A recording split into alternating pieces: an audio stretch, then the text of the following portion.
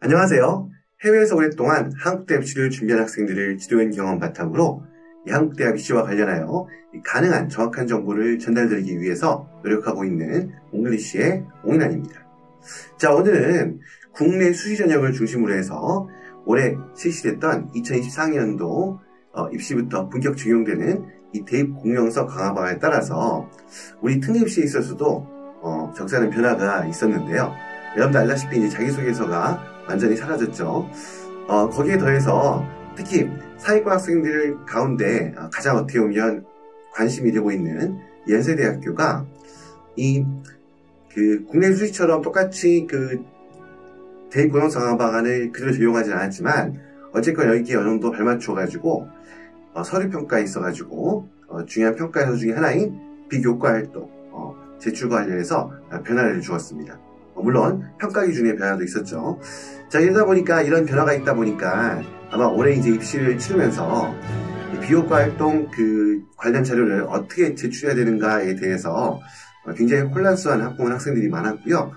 이제 그러다 보니까 여기에 대해서 연세대학교가 직접 이 비교과 활동 서류 제출에 대한 유의사항을 문서로 정리해서 이렇게 공지를 했습니다.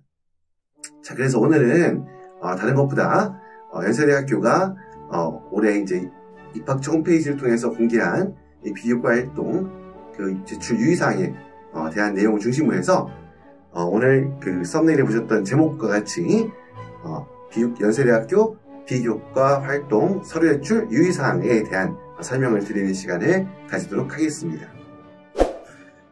자, 오늘의 주제인 연세대 비교과 활동 제출 안내 관련해서 본 내용 설명드리기 앞서서요. 지금 화면에 지금 보시는 내용은 교육부에서 이제 발표해서 올해 2024학년도 입시부터 이제 국내 수시에 본격적으로 적용하기 시작한 교육 공정성, 대입 공정성 강화 방안 이 내용을 이제 요약 정리되어 있는 이거는 이제 제가 요약 정리한 건 아니고요. 이제 교육부에서 발표한 자료, 이 자료 중에 일부를 이제 발췌한 건데요. 자, 보시면 이제 올해가 이제 2024학년도죠. 그러니까 본격 도입이 된 거죠.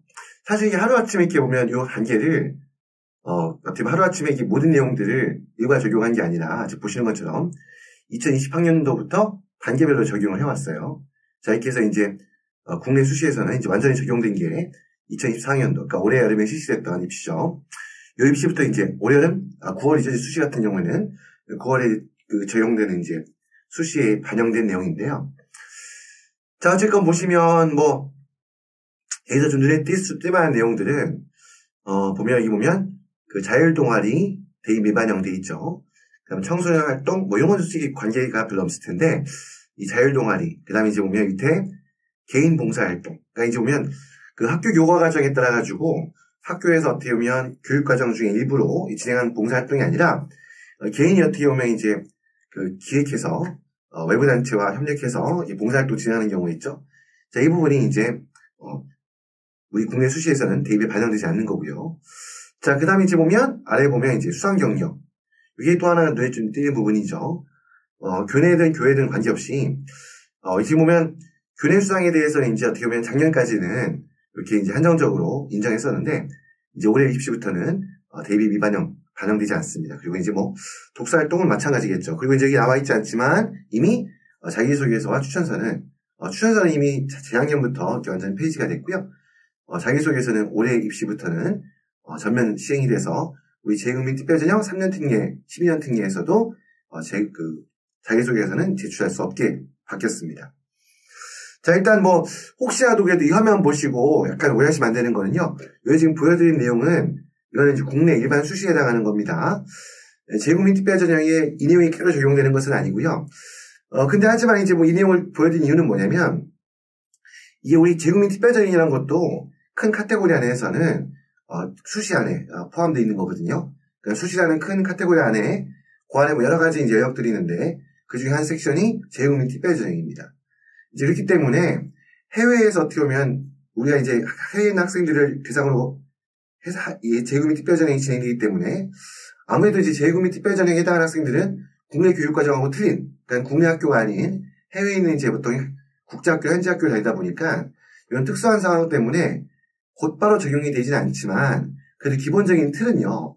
국내의 어떤 입시 방향과 정책에 맞춰가지고 결국 이것이 단계가 필요하고 시간이 좀 소요된다 할지라도 기본적인 방향은 국내 수시를, 그러니까 국내 입시 제도를 재국민 특별전형 동안 그대로 따라가는, 그러니까 적용이 반영되는 그런 경향을 보여주기 되기 때문에 올해 입시에서도 상당 부분 이런 부분이 재국민 특별전형에서도 좀 반영이 됐고요. 특히 연세대학교가 굉장히 적극적으로 이 내용을 많이 신청을 한 것 같아요. 어쨌건 그래서 이제 어떻게 보면 이런 방향에 의해서 이제 우리나라 교육제도, 대학 입시제도가 이렇게 변경이 되고 있고, 이런 상황에 맞춰서 재국민 특별전형 또한 이렇게 어떻게 보면 그런 서울평가의 방식, 우리 오늘 주제인 비효과 활동 제출할 수 있는 그런 내용들이 이렇게 변화하고 있다라는 어떤 근거 자료로서 참고하시라고 이 내용을 먼저 화면에 띄워드렸습니다. 자, 다음 페이지 넘어갈게요. 다음에 보시면요, 이거 화면 조금 키워드릴게요. 자, 다음에 나와 있는 건 이건 뭐냐면 연세대학교가 입시호강에 올해 2014학년도 그 재국민 특별전형 진행하는 입시호강 중에 후반부에 보면 보통 연세대학교뿐만 아니라 대부분 대학들은 입시호강을 발표하면서 중요한 그 서류 양식에 대해서 어떻게 보면 이렇게 그 첨부해서 이 양식을 갖다가 미리 학부모님 학생들이 확인할 수 있도록, 또 어떻게 보면 비교과 활동 기록표 같은 경우에는 서류지정 시장의 대학들 같은 경우는 되게 중요한 부분이죠. 그래서 뭐 대학마다 명칭은 조금 다를 수 있지만요. 일단 연세대학교에서는 비교과 활동 기록표라고 해서 이렇게 작성해서 제출할 수 있는 틀을 제시해주고 있는데요. 자, 위에 있는 내용들 어차피 그럼 반복되는 내용이 되니까 넘어가고요. 아래쪽에 보시면 이렇게 이제 보면 세 가지 카테고리로 제시하고 있는데요. 자, 첫 번째가 표준학력 평가자료 및 어학능력 증빙서류. 그다음 두 번째가 비교과 활동. 그리고 세 번째가 봉사활동 이렇게 되어 있죠. 자, 그런데 보면 이 표준학력 평가 같은 경우는 아시다시피 보통 뭐 SAT, AP, A레벨 이런 시험들의 성적을 말하고요. IB도 포함되겠죠. 그 다음에 이제 어학능력 증빙 같은 경우에는 토플, 영어 같은 토플, 토익, IELTS, 뭐 예를 들어 중국어 같으면 HSK, 그리고 이제 보면 스페인어 델레라든지 일본어 JLPT 이런 시험 성적들이 있겠죠. 자, 이런 내용들인데 특히 근데 연세대학교 같은 경우는 조금 눈에 띄는 것 중에 하나가 바로 연세대학교는 항상 강조하는 게 이거죠. 외국 소재 고등학교 재학 중에 취득하는 것만 평가에 반영한다. 이렇게 돼 있죠. 이게 이제 근데 여기서 말하는 외국 소재라는 걸 주목해야 돼요. 외국 소재. 이게 뭐냐면 국내에 있는 외국인 학교, 국내에 있는 국제학교 해당 안 됩니다. 연세대학교는 3년특에는 3년특에 10년특에 재외국민 특별전형은 기본적인 내용이죠. 무조건 비행기 타고 배 타고 갈 수도 있긴 하겠네. 어쨌건 무조건 국내 출입국 관리상에서 우리나라를 출국한 다음에 해외에서 공부하는 그 기간이 해외고 재학 기간이라고 보셔야 됩니다. 이 재외국민 특별전형에서는. 그리고 이제 연세대학교 같은 경우는 성적 취득에 있어서도 이렇게 외국 소재, 한마디로 해외에 있는 학교에서 재학하고 있는 중에 취득한 표준학력 평가 시험 성적이라든지 어학능력 증빙 서류 요거만 인정해 줍니다. 그렇게 6개 제출할 5개 제출할 수가 있고요. 그럼 이제 연세대학교 같은 경우는 IB라든지 A레벨 같은 경우에는 아무래도 이제 중도 귀국했을 경우에는 제출할 수가 없는 상황이 되겠죠. 왜냐면 국내에 들어온 다음에는 그 성적을 취득할 수가 없고, 물론 마찬가지입니다. 국내에 귀국한 다음에는 어떤 성적도 추가로 표준학력 평가 시험 성적이나 이런 언어 능력 시험, 인증 시험 성적은 취득할 수가 없습니다. 국내 학교에 돌아온 다음에 국내 기간이 있으면서 잠깐 해외로 나가서 해외에서 시험을 낼 것도 아닙니다. 반드시 해외 학교의 재학 기간, 재학하고 있는 동안에 취득한 성적입니다. 자, 그 다음에 이제 비효과 활동 부분인데요. 네. 자, 비효과 활동은 여기 보시면, 여기 이제 보면, 이렇게 활동 분야를 체크하게 돼 있어요. 자율, 진로 이렇게 돼 있죠. 그러니까 이 보면 국내 수시에서는 자율 동아리, 그 다음 진로 관련 활동이 이제 입시에 반영되지 않지만, 재국민 특별전형 3년특에서는 아직 이 부분까지 없어진 건 아니고요. 대신에 이제 이걸 제한을 뒀죠. 여기 보시면, 고교 재학 기간, 고등학교 재학하는 기간 동안, 3년간 6건의 활동을 입력할 수 있습니다. 6건의 활동. 6건의 학기별로는 아니고요. 나중에 뒤에 이제 Q&A 부에 나와 있지만, 그건 학기 구분하지 않고 그냥 고등학교 재학 기간 중에 6번입니다. 그리고 또 한 가지, 이것도 한번 말씀드리고 싶은 게, 이 학교마다 해외 학교에 보면, 하이스쿨을 나누는 기준이요. 때에 따라서 4년을 하이스쿨로 보는 학교도 있어요. 그 학교 자체 기준이. 그래서 예를 들어 12년제 학교 같은 경우에, 그레이드 9부터 9, 10, 11, 12를 이 4개년을 하이스쿨로 보는 게 있는데, 요거는 그렇게 보시면 안 되고요.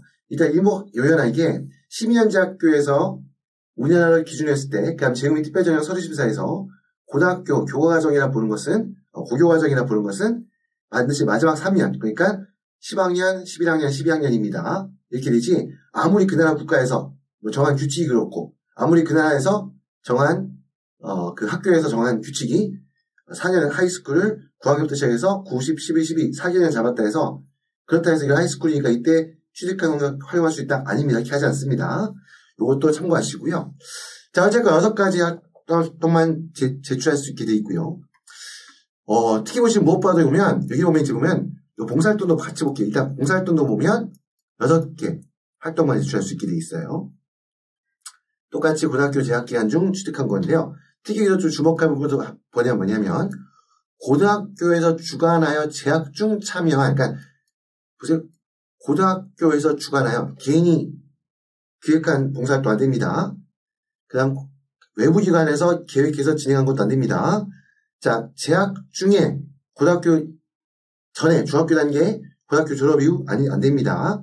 그래서 그렇게 활동했던 6개, 그러니까 6개까지만 이렇게 기록할 수 있고요. 자, 그 다음 또 눈에 띈 것 중에 하나가 오른쪽에 활동 내용을, 지금 비교과 활동 같은 경우는 50자 이내로 입력하게 되어 있죠. 딱 써있죠. 50자만 작성을 하고. 아래쪽에 있는 봉사활동은 30자만 작성화 되어 있죠. 50자, 30자 이게 어떤 내용이냐면 보면 이게 긴 내용일까요? 아니죠. 굉장히 짧은 내용입니다. 여기 보세요. 여러분들 보시면 여기 보면 요 한 줄만 해도 하나, 넷, 여덟 이 정도 하면 뭐 한 15? 요거만 해도 30자가 이 한 문장이 30자가 돼요. 띄어쓰기 빼고도. 그 무슨 말이에요? 이건 한 문장만 써요. 한 문장만. 그 뭐냐면 정말 활동 내용을 기록할 수 있는 거는요. 정말 기본적인 아주 객관적인 내용. 그러니까 어떤 활동을 했다는 기본 개요 정도?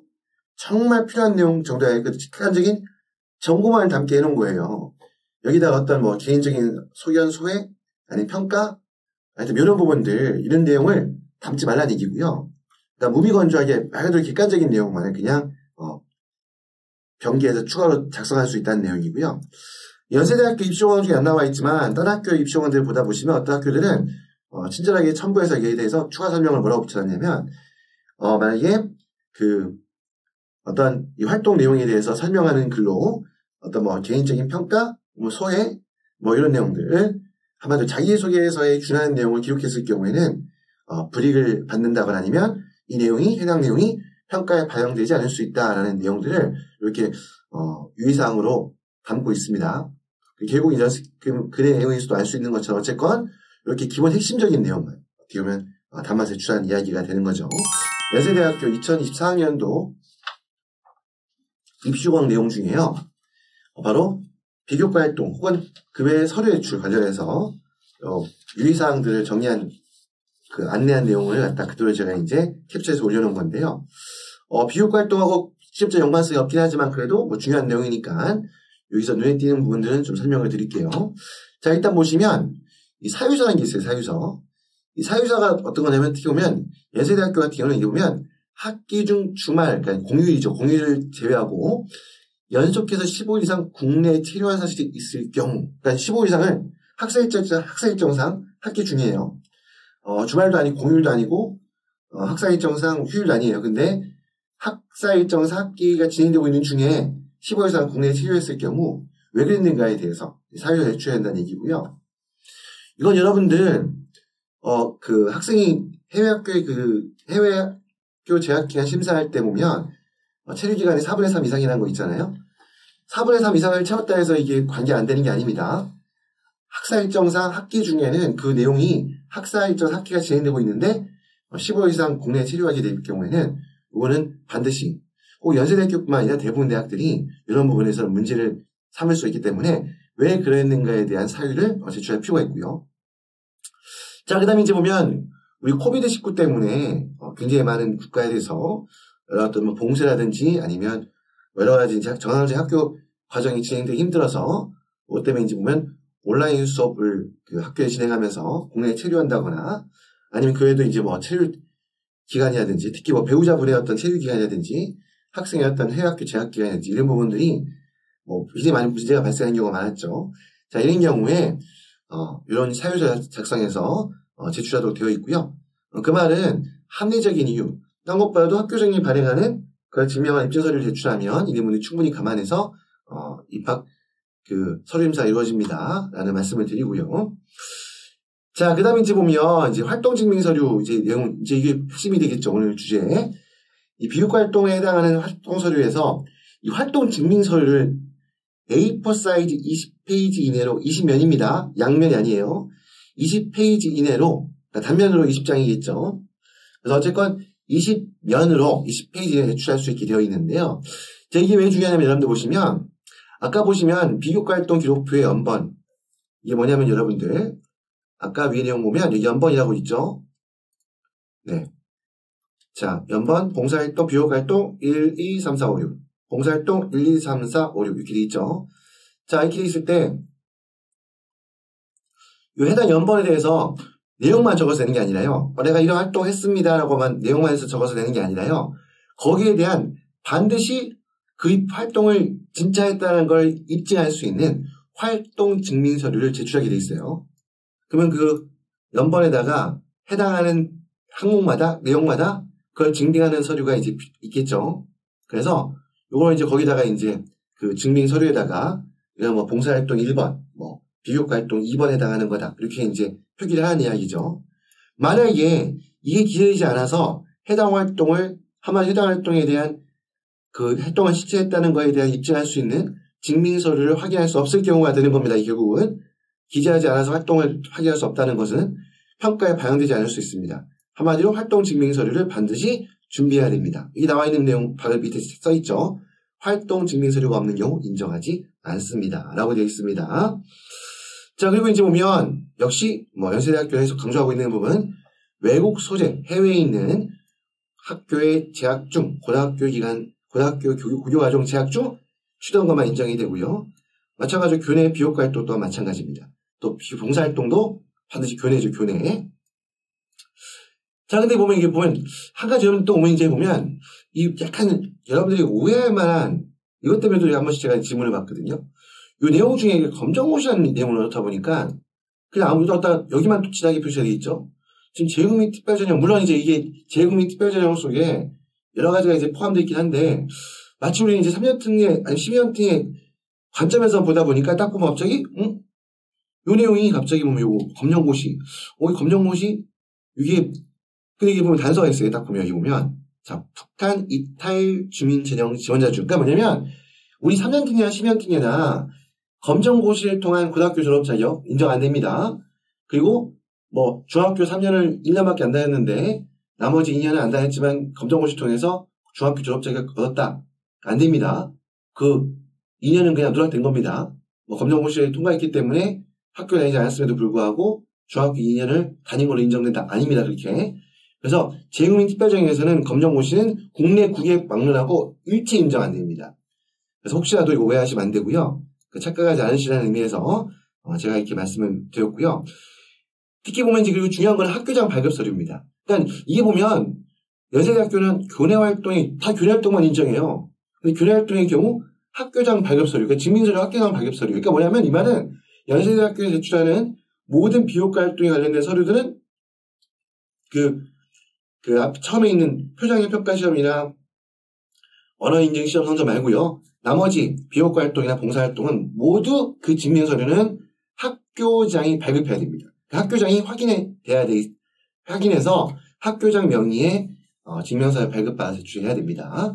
자, 요 내용 말씀드린 거고요. 이게 이제 나와 있는 거고. 자, 그 뒷페이지인데요. 이제 보면 이 뒷페이지가 아니라 이제 고등학기에 연결되는 내용인데요. 자, 여기 보시면 여기 보면 특히 이제 증명서에 대해서 이런 내용도 있어요. 보면 눈에 띈 것 중에 하나가 발행기관이 없는 서류 및 실적물, 수강증명이나 활동증명서에 대한 증빙을 위한 이 수강증명, 뒤에 나와 있지만 연세대학교는 수강실적 제출하지 않습니다. 근데 아마 이제 입시원들 내용을 꼼꼼하게 다 수정을 해주셨어야 되는데, 보시다 어쩔 수 없이 아마 이제 입시에서 어떻게 보면, 사실 여러분들 보시면 좀 첨언을 덧붙이자면, 이 3년특례, 12년특례 재국민 특별전형이 이 대학에서 봤을 때 입시 여러 가지 이제 전형들이 있잖아요. 그 중에서 뽑는 학생 수가 가장 적은 편에 속하고, 그리고 약간 어떻게 보면 재응용 특별전형이라는 거는 좀 약간 특혜한 인식이 좀 있기 때문에 좀 아무래도 약간 입시 업무에 있어서 좀 뒤로 밀리는 경향이 있어요. 아마 이제 그런 부분 때문일 수도 있고, 어쨌거나 이 내용을 좀 이왕이면 이 내용도 같이 고쳐줬으면 좋겠는데 이런 내용에서도 오해를 하죠. 수상증명이나 문과에서 수상실적 받는 거 아니냐. 나중에 보면 이제 안 받는다고 나와 있습니다. 근데 보면 어쨌건 이런 활동증명에 대한 증빙을 위해서 사진, 신문 스크랩, 개인자 포트폴리오 이런 것들을 제출할 수 없으면 뭐냐면 여러분들 보시면 내가 이런 복사활동을 되게 열심히 했어요. 아니 비교활동 중에 뭐가 내가 좀 내세울 만한 아주 중요한 활동을 했는데 이 어떻게 보면 이걸 입증할 수 있는 어떤 학교장이 발행을 받는 어떤 정확한 이 활동 내용을 증빙하는 서류를 받지 못한 거예요. 근데 이걸 제출하고 싶고 증빙을 하고 싶다. 그래서 어떻게 한다? 안 되니까 이제 어떻게 보면 이제 활동했던 내용 사진들 모아가지고 활동했던 그 찍어낸 사진들 있죠? 그걸 포트폴리오 만든다거나 아니면 정말 활동해서 신문에 그 활동 내용이 신문에 나오기도 했어요. 그럼 당연히 이게 증명이 될 것 같아서 신문 스크랩 한다거나 자 이런 내용들은 뭐다? 이런 내용들은 활동 증명을 하기 위한 이런 증빙 서류를 사용할 수가 없다는 얘기입니다. 그거 좀 명심하셔야 돼요. 아직도 이게 보면 약간 그런 막 이해는 돼요. 지푸라기 어떤 활동을 되게 열심히 했는데 그 활동을 내가 굉장히 많이 공을 들여가지고 했는데 어떻게 하필 그걸 입증할 수 있는 서류를 발급받지 못한 거예요. 이런 경우 어떻게 보면 되게 좀 답답하죠. 그러다 보니까 이제 어떻게 보면 어쩔 수 없이 그걸 이제 하기 위해서 입증하기 위해서 이런 것들을 이제 만들어 제출해 보려고 이런 분들이 제가 심리가 충분히 이해는 되거든요. 근데 이제 이렇게 어쨌건 이런 부분들이 여러분들 답답한 마음이 있을 수 있다 하더라도 실제 입시에서는 이거는 활용되지 않습니다. 분명히 명시가 되어 있는 내용이고요. 그래서 이런 부분들 여러분들 꼭 미리 입시를 당장 사실 입시 아직 1년까지 아니지만 어쨌건 좀 많이 남아있잖아요. 당장 내일 모레가 입시는 아니지만 어쨌건 만약에 학생의 자녀가 고1이다, 고2 정도다. 이런 경우에도 비효과 활동이나 봉사활동을 준비할 때 항상 미리 이런 부분들 그러니까 어떻게 보면 학교장이 발급해주는 그런 입증서류 아니면 기관에서 발급받았다 하더라도 학교장이 확인할 수 있겠죠. 근데 그게 또 한 가지 오해하면 안 되는 거는 학교에서 주관하는 행사가 학교에서 교과과정의 일부로 진행된 활동입니다. 그냥 그것도 아니고 학교 산학도 안 하고 학교 계획도 없이 그냥 외부에서 막 활동한 다음에 그 지명서 가져와가지고 학교에 들이밀고 학교장이 사인해서 서명해달라. 이것도 안 됩니다. 그렇지 않고 어쨌거나 그런 거 다 피해서 어쨌건 이 활동할 때 있어가지고 근데 사실 보면 이제 학교 교내에서 교과과정의 일부로 진행된 내용 같은 경우에는 사실 자연스럽게 학교에서 입증할 수 있는 서류를 만들겠죠. 물론 인식이 약해서 놓칠 수도 있긴 하겠지만 그런 건 미리 준비할 수 있도록 해달라는 말씀이고요. 신경 쓰시라는 말씀이고 하여튼 아무튼 이런 부분 제가 좀 여기 갑자기 좀 많이 길어졌어요. 넘어갈게요. 그냥 충분히 말씀드린 것 같으니까. 자 그리고 이제 그다음 우리 IB DP하는 과정 중에 보면 에세이 작성하잖아요. 이 IB 과정에서 작성한 에세이 제출할 수 없습니다. 그리고 당연한 이야기지만 자기소개서 추천서 제출할 수가 없습니다.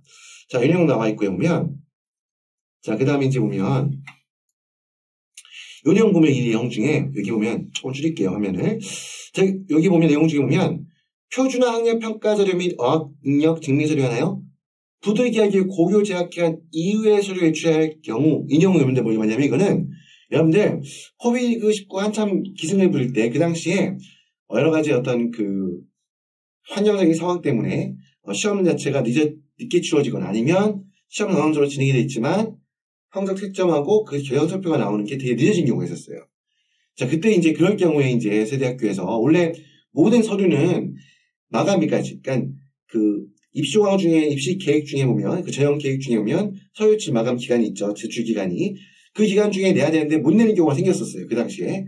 그럴 경우에 이제 거기에 해당에 대해서 이렇게 이제 단서를 거기에 대해서 이제 안내를 단 거거든요. 근데 이제 아마 최근에는 이제 그럴 경우가 거의 없죠. 이제 조금 지나간 내용인 것 같은데 그렇기 때문에 이거는 거기에 국한해서 발생했던 부분이라는 부분들 혹시나 이것도 보시고 고등학교 재학기간 이후에 사유서만 준비하면 졸업한 이후에 취득 성적도 인정될 수 있는 거 아닌가? 특히 이제 요거 재학기간 이후란 말은 말 그대로 입시 원서 접수가 진행되기 전 이후에 추가로 성적을 추리해서 이걸 제출할 수 있는 거 아닌가라고 생각할 수 있는데 그렇지 않습니다. 또 한 가지 보면 또 제가 조금 덧붙이고 싶은 말은 뭐냐면요. 여기 보면 이게 오늘 비효과 활동 서류 제출 물론 이것도 포함되니까 덧붙이면 생각이 나서 말씀드리면요. 많이 질문하는 것 중에 하나가 뭐냐면 이 고교 졸업이란 부분 때문에 졸업 시점 때문에 이제 고민하는 게 무슨 말이냐면 이 해외에 있다 보면 한국 대학교 같은 경우에는 졸업 안 한 시점이죠. 그러니까 원서흡수가 들어가는 기간 중에도 여전히 학교를 다니고 있는 중인 거고요. 그리고 국제학교들도 졸업한 시점이 뭐 다 틀리죠. 이제 5월일 수도 있고 뭐 늦으면 6월일 수도 있고. 그러면 무조건 우리 학교에서 내가 5월 며칠 날 졸업했으니까 이때 이후에는 그러면 성적을 받을 수 없는 건가? 그거 아닙니다. 그렇지 않고요.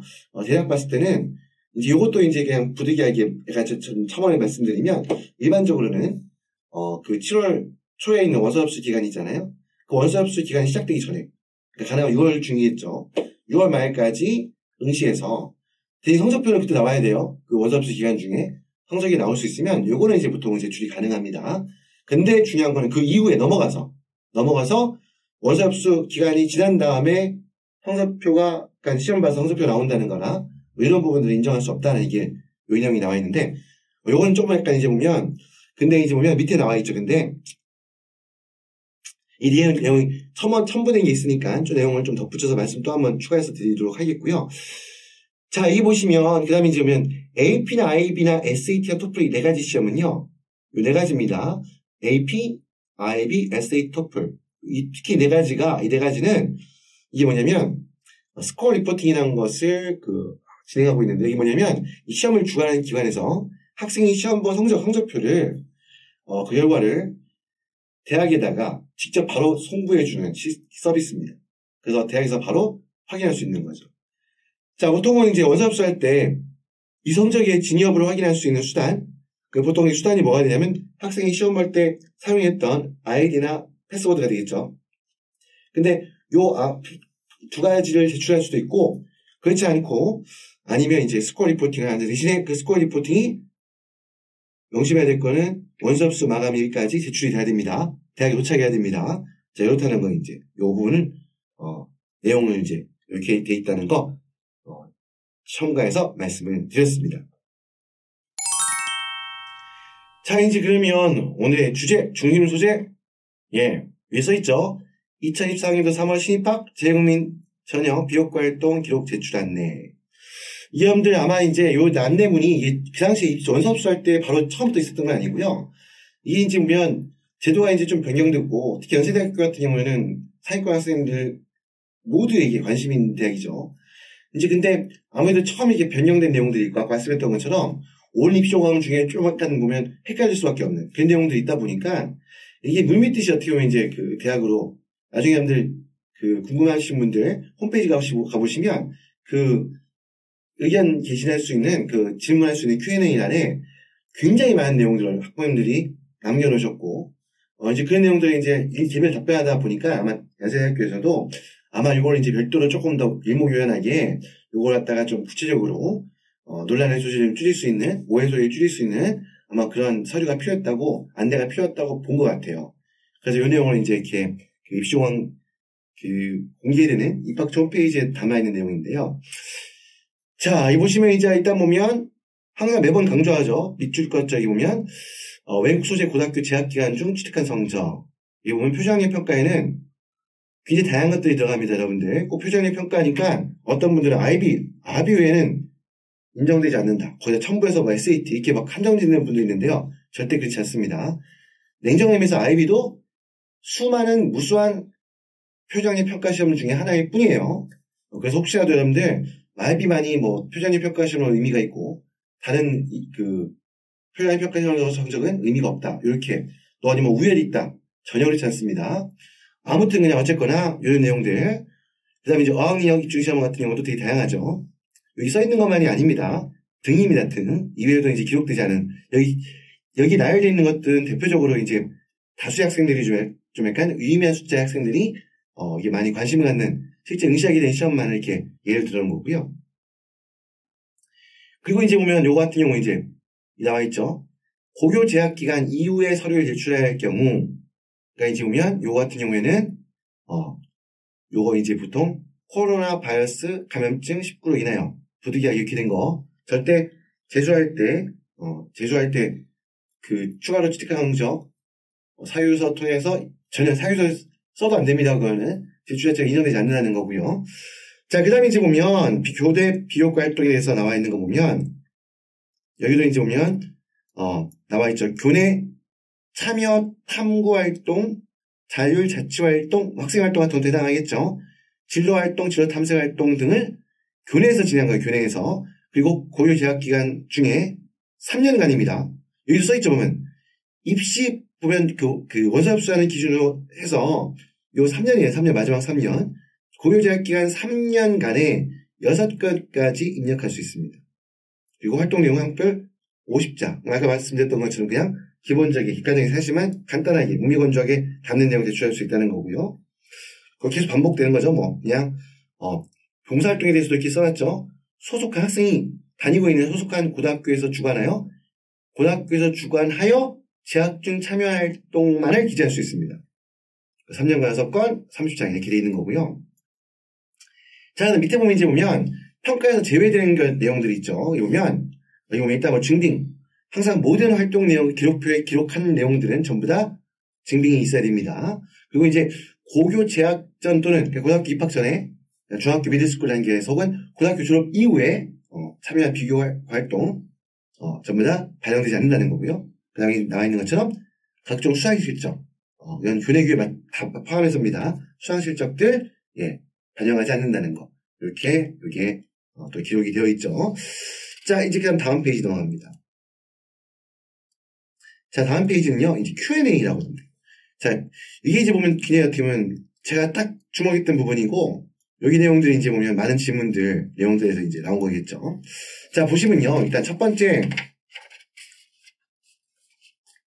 학교의 공식적인 학예사 발급이 가능한데 교회 봉사활동 대출이 가능. 이게 뭐냐면 이거 같아요. 근데 보시면 우리 학교에서 교육과정 일부로 공식적으로 이제 학교에서 주관하는 봉사활동을 꼭 교내에서만 해야 될까요? 사실 여러분들 학교 안에서만 진행할 수 있는 봉사활동 그렇게 많지 않죠, 여러분들. 교내에서 할 수 있는 것들 물론 이제 그 엘레멘터리 단계부터 있는 학교들 같은 경우에 밑에 학년 저학년들 아이들이 이제 어떻게 보면 교육봉사 할 수 있는 부분도 있긴 하겠지만 꼭 교내에서만 모든 활동을 할 수 있는 게 아니잖아요. 학교에서 교육과정의 일부러 학교에서 주관해서 진행하는 봉사활동을 하더라도 그 봉사활동이 이루어지는 공간은 교내가 아니라 교외일 수도 있는 거죠. 이럴 경우에 이제 고민되는 거죠. 자꾸 교내 강조하다 보니까. 근데 그렇지 않다는 거죠. 공간이 활동하는 실제 봉사활동 이루어진 공간이 학교 밖이라더라도 본인이 소속된 고등학교에서 주관하여 진행된 활동이라면 인정된다는 거예요. 자, 두 번째 건 넘어가고요. 그냥 특별한 게 없으니까. 그냥 세 번째 보시면 IB 과정에 CAS라는 게 있는데 CAS가 뭐냐면요. 그 C는 크리에이티비티에서 창의력이라고 해석이 될까요? 이 정도고요. 그 다음 A라는 것은 액티비티, 보통 체육, 운동 관련된 거고요. 그 다음 나중에 S가 서비스, 이거는 봉사활동인데요. 이 IB 과정에도 여러분들 그 시험만 보는 게 아니라 에세이만 쓰는 게 아니라 이제 요 내용도 이제 점수에 들어가지 않더라도 요것도 어떻게 보면 이수를 해야 돼요. 기본적인 교육 내용으로서 CAS를. 그러면 이제 CAS 하다 보니까 요 과정 중에 이제 보면 서비스 같은 거 봉사활동이잖아요. 아니면 운동 같은 경우에 이제 교육과정의 일부로 이제 외부에서 활동할 수가 있겠죠. 이런 것도 이건 그 IB 학교에서의 CAS는 학교 교과 과정이잖아요. 그 학교 교과 과정에 해당하는 그 IB 과정의 일부였다라는 것을 증빙할 수 있는 서류를 제출하면 그 교회에서 활동이나 봉사활동 또한 이게 이제 인정이 될 수 있다는 이야기가 요 내용이나 3번 내용이라 보시면 됩니다. 자, 그 다음에 이제 보면 비슷한 내용이 그러니까 비슷한 내용들이 여러 개가 이제 반복될 경우에 그걸 갖다가 한 칸 한 칸에다가 전부 다 넣으면 그러면 하나 가지고 6개가 다 차버릴 수도 있는 거죠. 이런 경우에 어떻게 하느냐? 비슷한 내용. 보시면 여기 나와 있죠. 보통 한번 반장, 부반장, 우리 학교 학생회는 독재가 아니잖아요. 한번 당선됐다 해서 그걸 졸업할 때까지 하는 것도 아니잖아요. 학기마다 변경되게 돼 있죠.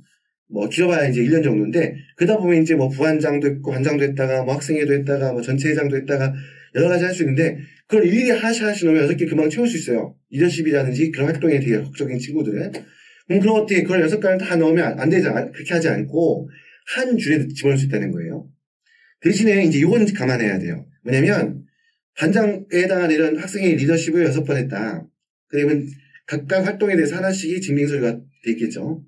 그럼 6장이 되니까 전체 20페이지 되는데 여기 6페이지를 소비해버리면 이것도 약간 부담이 되죠. 이제 교육 용어도 좀 감안해서 해야 되겠는데 어쨌거나 이런 것들 갖다가 요령을 가지고서 이런 내용들을 한 개 항목에 다 묶어서 낼 수 있다는 거, 항목에다 이제 기록할 수 있다는 내용이고요. 자, 그 다음에 5번이지. 5번이 뭐냐면 같은 내용의 활동을 비효과 활동, 봉사 활동에 중복해서 기재할 수 있는가라는 부분인데요. 자, 이게 보시면 보면 앞에 잠깐 또 내용을 잠깐 돌아가면요. 여기 보시면 이게 이제 6개, 5개 칸이 어떻게 보면 17칸이죠. 17개 항목이에요. 어떤 고민을 하게 되냐면요. 왠지 이 칸을 다 채워야 될 것 같은 이 압박감을 느끼게 돼요. 그게 뭐냐면 이 17칸을 다 안 채우면 왠지 불이익을 받을 것 같고 왠지 뭔가 문제가 될 것 같고 사실 실제 그렇지 않거든요. 이게 개수가 보다 더 중요한 거는 제가 다양성을 중요하게 말씀드리지만 개수보다 중요한 건 그 내용의 깊이, 질이에요. 근데 아무튼 어쨌건 그렇다 하더라도 사람의 기본 심리는 그렇죠. 왠지 텅텅 비어 있으면 안 될 것 같고 우리 아이도 전부 다 17칸을 채우고 싶은데 자, 그 다음에 이제 이런 부분 때문에 이제 보면 아무래도 이제 어떻게 보면 이런 내용들 한계 활동 가지고 내가 저거 너무 극단적이겠나요? 2칸을 채울 수 있는 일거양득? 뭐 이런 걸 생각하는 거를 꼭 그건 아니더라도 있잖아요. 또 이런 게 있죠 보면 사실 여러분들 보면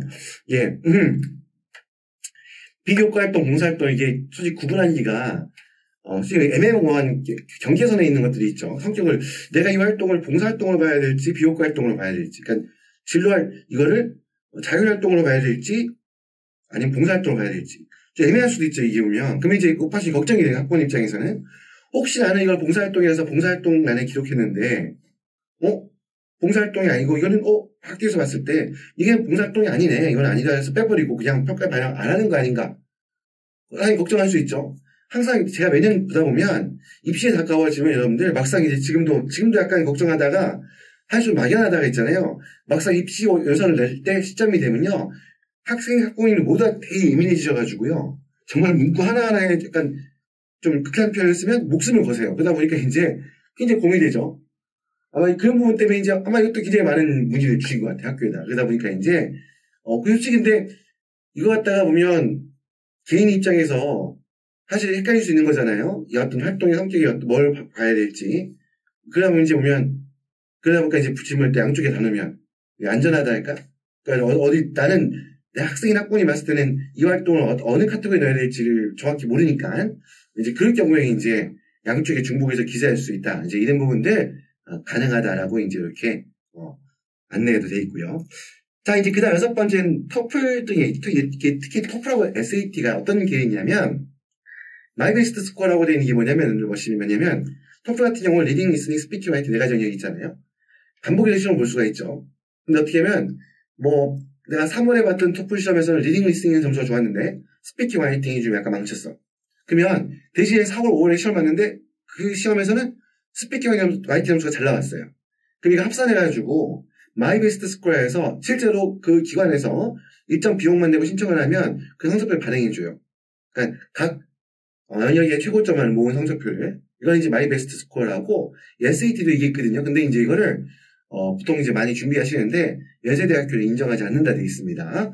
말 그대로 이게 뭐냐면 테스트 데이트 기준이 뭐냐면 그냥 이게 아니라 한 회차에 대해서 그냥 종합해서 봤던 시험 중에 총점이 제일 좋은 거 그걸 이제 내 제출하기로 되어 있는 거지 이렇게 짜집기 한 표현은 좀 그런데 어쨌건 이건 입시기관 평가기관에서 공식적으로 만들어준 거니까 짜집기한 표현은 좀 아닌 것 같지만 어쨌든 그렇다 하더라도 이런 거는 활용되지 않고 회차별 성적표만 평가에 반영된다라고 규정이 되어 있습니다. 그리고 이제 7번째 자 이제 토플 홈 에디션하고 디지털 SAT 이것도 보면 이제 점점 이제 정착이 되니까 이제는 조금 이런 질문이 적을 것 같긴 한데 이 토플 홈 에디션이라는 거는 이제 이게 꼭 시험장에 가지 않고 미리 신청해서 IBT 방식이니까 인터넷이니까 꼭 시험장 가지 않고 집에서도 볼 수 있겠죠. 집에서 보는 시험은 홈 에디션이라고 하는데 이렇게 보는 시험들 그럼 토플 SAT 같은 경우도 디지털 SAT가 도입이 됐어요. 이제 이게 처음 시행되다 보니까 아무래도 또 이게 특히 토플 홈 에디션은 어떻게 보면 처음 시작된 가장 큰 계기가 코비드19 때문에 학교를 가지 못하는 아이들 시험장이 운영이 되지 않는 지역들, 이런 경우 때문에 만들어진 거다 보니까 이제 코비드19가 끝났으니까 이거 활용되지 않는 거 아닌가라고 이렇게 생각할 수 있거든요. 그렇지 않다는 거고요. 디지털 SAT도 마찬가지. 이거는 표준으로 정착되어 있기 때문에 이 두 부분 다 충분히 표준학력 평가시험 성적, 영어 인증시험 성적, 언어력 인식시험 성적으로 활용될 수 있다라는 겁니다. 그리고 이제 보면, 자, 보시면 이제 요거 보면 이제 요것도 이제, IB나 IP가 이제 보면, 이 성적 발표한 날이, 이게 보면 연세대학교 같은 경우는 제가 알기로는 AP 성적이 발표되는 전날인가? 당일인가 막 그랬을 거예요, 아마. 그러다 보니까 이제 보면, 왜냐면, AP 성적이 어차피 잘 나올 거야. 자신 있어 하는 친구들은 뭐 상관없지만, 고민하는 경우도 있죠. AP 성적이, 이 과목이, 몇 점이 나올까? 약간 애매모호한 경우에, 이제, 그러면, 어떤 생각을 하냐면, 그 성적을 확인한 다음에 이제, 거기 맞춰가지고, 이쪽에 눈치 작전이 약간 학과를 고르려고 하는데, 성적표가 안 나왔어. 굉장히 피해를 말립니다. 근데 이제 그 경우에 이제, 그럼 어쨌거나, 성적은 내가 몰라요. 모르는데, 어쨌거나 제출할 건데, 그때 어떻게 되냐면, 이게 보면, 이제 보면, 이거 갖다가 원서합수 기간 연장, 가만히 원서합수 기간 이후에 성적표 본 다음에 제출할 수 있는 게 아닙니다. 원서합수 기간 끝난 다음에, 나중에 그 다음에 나온 성적표 보고, 이건 되겠다. 왜냐면 이건, 어쨌건, 원서합수 전에, 이전에, 학기 중에, 5월 달에 본 시험이니까, 이거는 그냥, 그때 가서 낼 수 있지 않겠냐. 그게 안 된다는 얘기예요. 일단, 원서합수 기간 중에 제출해야 돼요. 그러면 이제 그렇죠. 성적표 아직 안 나왔는데요. 나오는 기간이, 혹시라도 개인이 확인하는 게 시점이 늦어지다 하더라도 어떻게 하면 된다? 여기 나와 있죠.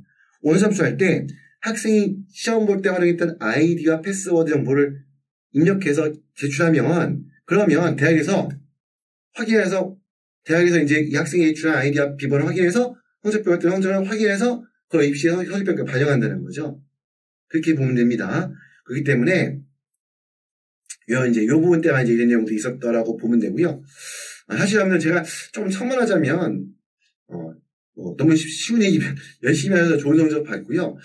그리고 솔직히 점수 자신 있다 없다 떠나가지고, 이왕이면 준비해서 본 과목들 성적은 저는 항상 저희 개인적인 그 의견은 모두 다 제출하라는 게 저는 항상 개인적인 의견입니다. 저는 항상 그렇게 상담할 때 이렇게 말씀을 드리거든요. 어떤 성적의 유불리를 떠나서 제출할 것을 보통 이제 이왕이면 제출하라 말씀을 많이 드리는데, 아무튼, 이런 부분들, 지금은 이제, 아직 날짜가 많이 남았으니까 이거, 지금은 좀 피비 안 하겠지만, 닥치면 이거 엄청 여러분들 신경 쓰이는 부분들입니다. 그 다음에 자격증서 관련된 부분들, 이런 부분들 다 넘어가고요. 자, 이제 그 다음에 이제 보면, 요 부분 이제 보면, 재학한 학교에서 각 과목별 선생님들이 레퍼런스를 작성해 주시는데, 이게 뭐냐면 여러분들, 레퍼런스니까 여기 번역하면 추천서잖아요. 추천서 페이지 됐는데, 이거 혹시 이 내용은 추천서 아닌가라고, 이게 이제 고민하는 부분 때문에 그런데요. 이게 뭐냐면, 이게 여러분들 국제학교에서도 학교의 성적표를 받아보시면, 내용 보시면, 꼭 어떤 시험 결과에 대한 평가 결과, 출석 상황, 이런 스코어만 내 있는 것이 아니라, 그 과목별로 이제 선생님들이 이 학생의 어떤 과목에 임했던 태도, 성취도, 성과, 아니 기선할 부분 아니면 좀 약간 덧붙이고 싶은 부분들을 자세히 상세한 코멘트를 담은 난을 매 학기마다 이렇게, 아니면 뭐 학년일 수도 있고, 이게 첨부해서 이렇게 나가는 걸 보실 수 있는데요. 이건 추천서가 아닙니다. 거기에 보면 일단, 그래도 거기도 레퍼런스라고 되어 있다 보니까, 이거 추천서니까 이제 고민해서 아마 이런 질문들이 많을 것 같은데요. 우리 국내 학교 같은 경우에, 특히 외국에서도 제외한국학교 같은 경우는 학생부에 보면, 학생부도 마찬가지로 시험 본 결과 성적, 요 내용뿐만 아니라 과목별로 어떤 코멘트 내용들이 자세히 기록이 돼서 제출하게 되어 있거든요. 그것도 성적표 일부예요. 그러니까 말씀드린 게 뭐냐면, 국제학교에서 나오는 이런 그 학과별 선생님들이 그 정리해 주신 코멘트, 구체적인 코멘트도 성적표 일부다. 그건 추천서가 아니라는 거예요. 그러니까 이거는 학교 서류, 성적표에 해당하기 때문에 당연히 영사 확인이나 아포스티유를 진행을 하겠죠. 자, 이런 것들이기 때문에 이것들은, 저희 성적표 일부로 제출한다는 겁니다. 대신에 별도로 만들어진, 옛날에 보면 별도로 이제 그냥 그 성적표 일부가 아니라 성적표에 첨부된 게 아니라 그냥 별도로 만들어진 추천서는 안 된다는 얘기죠. 거기 구분하라는 말씀이고요. 자, 이제 그 다음에 이제 보면 마지막에 스쿨 프로필인데요. 이 스쿨 프로필 여러분들, 특히 상위권 대학들은 가능하게 의무 제출 서류는 아니지만 가급적이면 제출할 것을 권장하고 있는데요. 어떻게 이제 그렇게 되는 가장 큰 이유가 하나가 뭐냐면, 이 해외에 있는 학교들 같은 경우, 특히 이제 국제학교들 같은 경우에는 아무래도 한국 대학에서 인식할 때 성적을 남발한다, 집계 학점을 좀 쉽게 잘 준다는 어떤 기본 인식이 깔려 있어요. 그러다 보니까 근데 모든 학교는 실제 그렇지 않잖아요. 굉장히 어려운 교과과정을 거치고 굉장히 타이트한 평가를 통해서 내신 성적 평가가 이루어지는 국제학교도 많이 있거든요.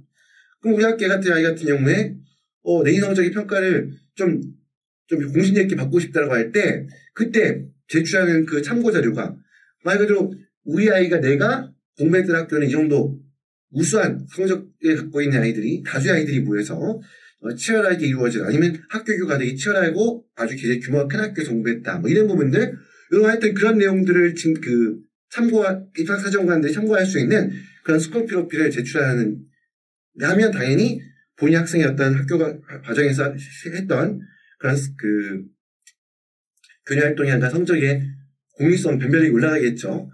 그런 부분이고 이거는 교육과 활동 내용이 별도이기 때문에 뭐 항목에도 안 들어가고 이것 때문에 이 내용을 제출한다 해서 이게 전체 제출할 수 있는 항목 중에 하나의 자몽이 아닙니다. 그리고 증빙서류 20페이지만 내야 하는데 혹시 뭐 프로필이 막 5페이지, 6페이지다. 6페이지 중에 6페이지나 차지하고 있네. 이런 걱정 안 하셔도 돼요. 별도로 제출할 수 있는 서류라고 이렇게 마지막에 유상이 되어 있습니다. 자, 이렇게 해서 오늘 그 준비한 내용 설명을 드렸는데요. 자, 오늘 준비했던 내용 같은 경우에 오늘 특히 핵심이 되는 것은 연세대학교 비교과 활동 서류 제출 유의사항 안내라는 부분인데요.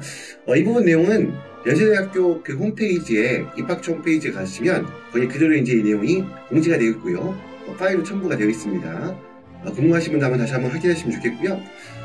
사실 홈페이지 항상 제가 이제 앞서 모든 영상에서 항상 강조하는 게 입학처 홈페이지에 수시로 방문해서 어떤 새로운 변경사항이나 공지사항이 있는지 확인하는 습관을 가진 게 좋다고 말씀드렸거든요.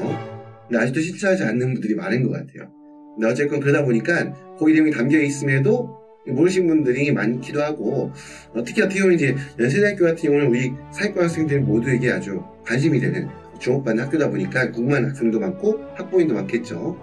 특히 이제 그 비교과 활동 관련해서 제출해야 될 서류들은 단기간에 어떻게 일회성으로 만들어진 것이 아니라 고등학교 과정 전체에 걸쳐서 만들어진 내용이기 때문에 하나씩 준비해 나가는 과정, 뭘 준비할까, 어떻게 준비해 나갈까에 대해서 다양한 점들이 있어서도 이런 비교과 활동에 어떻게 연세대학교가 어떤 형태로 제출할 수 있게 돼 있고 어떠한 내용들을 반영하고 어떠한 유의사항이 있는가를 미리 알아두는 것은 충분히 여러분 향후 자녀의 대학 입시를 준비하는 데 있어서 충분히 도움이 될 내용이라 판단해서 오늘 별도 영상으로 제작을 했습니다. 자, 이렇게 해서 오늘 영상 마무리하도록 하겠고요. 자, 오늘 시청하신 영상 해외에서 혹은 한국에서 학교로 이제 그 이주를 고민하고 있으면서 한국 대학 입시를 준비하는 데 있어서 조금이나마 도움이 되셨기를 바라고요. 오늘 영상의 내용이 도움이 되셨다면 구독과 좋아요 꼭 부탁을 드리면서 오늘 순서를 마무리하도록 하겠습니다. 지금까지 옹글리시의 공인환이었습니다. 감사합니다.